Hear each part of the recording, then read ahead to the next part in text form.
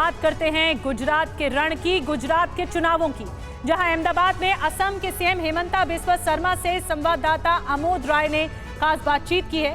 इस बातचीत में हेमंता ने राहुल को सद्दाम जैसा बताने वाले बयान पर सफाई दी है।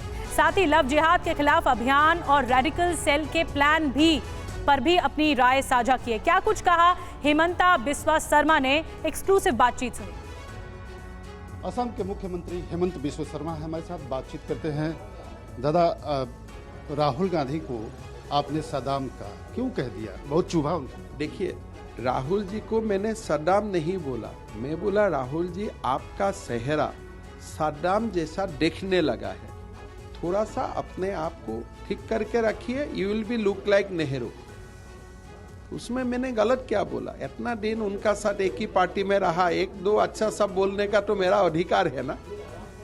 आपने आज कहा कि मैंने बहादुर शाह जफर तो नहीं बोला। ये बहुत ही कम निवेश पर पैकर्स एंड मूवर्स बिजनेस शुरू करके महीने का 5 लाख कमाते हैं। इनसे सीखना है तो फ्रीडम ऐप को अभी डाउनलोड कीजिए। हाँ, मैं तो नहीं बोला उनको, आप क्यों रोना, आप इतना हल्ला क्यों कर रहे हैं? मैं तो आपको कभी बहादुर शाह जफर नहीं बोला, मैं तो आपको इतना ही बोल रहा हूँ कि थोड़ा सा आप अपने आप को ध्यान दीजिए, आपको नेहरू जैसा देखने लगेगा। बट एट प्रेजेंट थोड़ा अगर आप भी चेहरा मिला के देखो ना, मुझको क्यों बोल रहे हैं? एक बात और उठ रही है कि गुजरात चुनाव में जहां विकास की बात हो रही थी, वहां हेमंत बिस्वा शर्मा ने श्रद्धा और आफ्ताब को लाकर खड़ा कर दिया। देखिए, श्रद्धा ने पहले एफआईआर दिया था महाराष्ट्र में कि आफ्ताब मुझको मारने का धमकी दे रहा है। वो एफआईआर किसने विड्रॉ करवा लिया?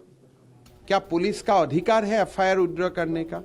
एक बार जब कोई भी एफआईआर दर्ज होता है, कोर्ट का छोड़ के किसी का अधिकार नहीं है वो एफआईआर को क्लोज करवाने का। तो ये जो तुष्टीकरण का राजनीति है, उनका ही कारण है आज श्रद्धा को अपना जो हालात हुआ है और श्रद्धा को, माँ को, पिता को देखना पड़ा।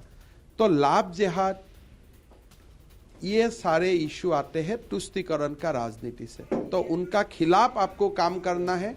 लाभ जिहाद का खिलाफ कानून आना चाहिए, यूनिफॉर्म सिविल कोड देश में होना चाहिए, रेडिकलाइजेशन का खिलाफ आपको आवाज उठाना चाहिए और देश को पूरा एकदम किला बना देना है कि और दोबारा कोई पाकिस्तान से आके 26/11 ना बनाए। गुजरात के घोषणा पत्र में बहुत सारी बातें लिखी गई हैं, लेकिन आपने 2 विषय बहुत प्रमुखता से उठाया। रेडिकलाइजेशन के खिलाफ कानून आना चाहिए देश भर में, और दूसरा आपने कहा कि यूसीसी को लागू करना आवश्यक हो गया है। ऐसा क्यों? देखिए, मैं असम से आता हूं और रेडिकलाइजेशन मेरे लिए बहुत बड़ा समस्या है। तो इसीलिए असम का मुख्यमंत्री को रेडिकलाइजेशन का बारे में बोलना नेचुरल है, इसलिए मैं हर दिन इसके लिए मुझको सहजना पड़ता है। तो पीएफआई मेरा वहाँ बहुत स्ट्रांग था, अभी बैन हुआ। तो इसीलिए ये जो सारे मुद्दा है, ये देश हित का मुद्दा है। TV9 को भी जबरदस्त उठाना चाहिए कि देश को रेडिकलाइजेशन का खिलाफ आवाज उठाना है, तलाक का खिलाफ आवाज उठाना है, लाभ जिहाद का खिलाफ आवाज उठाना है, टेररिज्म का खिलाफ आवाज उठाना है, और आपको हमें साथ देना चाहिए। एक जो महत्वपूर्ण प्रश्न इस पूरे गुजरात चुनाव में है कि खड़गे साहब ने आज कहा है कि बीजेपी झूठ बोलती है, इनके नेता बड़े सारे झूठ बोलते हैं। और दूसरी बात उन्होंने कही कि प्रधानमंत्री के हाथ के तो चाय लोग पी लेते हैं, हमारे हाथ के तो चाय भी लोग नहीं पीते। देखिए, ये एकदम सचमुच खड़गे जी बोला है कि कांग्रेस में शायद खड़गे जी का साथ भी कोई चाय नहीं पीता है। कांग्रेस में कुत्ता को बिस्कुट खिलाया जाते हैं, लेकिन खड़गे जी जैसा व्यक्ति को चाय नहीं पिलाया जाता है। तो इसीलिए खड़गे जी ने जो बात उठाया, तुरंत राहुल जी को क्लैरिफिकेशन देना चाहिए। कम से कम 1-2 पिक्चर ट्वीट करना चाहिए पुराना दिन का कि खड़गे और राहुल जी एक ही टेबल में बैठ के चाय पिया था। मैं भी खड़गे जी का बात को समर्थन करता हूं। शायद अभी तक कोई दिन खड़गे जी और राहुल जी एक टेबल में बैठ के चाय नहीं पिया होगा। आखिरी प्रश्न, केजरीवाल साहब कह रहे हैं, आज भी कागज दिखा रहे हैं, कल भी उन्होंने कागज दिखाया कि गुजरात उनका सर्वे कर रहा है कि जीत रहा है, महिलाएं और युवा उनके साथ है।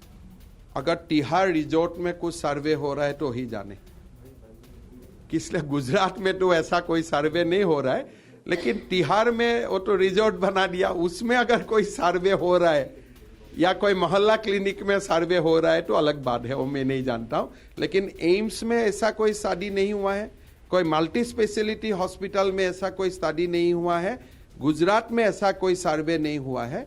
हो सकता है सत्येंद्र जैन का कमरा में ऐसा कोई सर्वे हुआ होगा। बहुत बहुत धन्यवाद। कैमरामैन अशोक के साथ आमोद राय, TV9 भारतवर्ष, अहमदाबाद। तो आमोद ने आपको दिखाया कि किस तरह से हेमंता बिस्वा शर्मा ने दो टूक और सटीक बयान दिया। राहुल गांधी को मैंने सद्दाम नहीं बोला। उन्होंने कहा जिस तरह का उनका लुक इस वक्त है राहुल गांधी का, उन्हें बदलाव करना चाहिए, सद्दाम जैसे दिखने लगे हैं वो।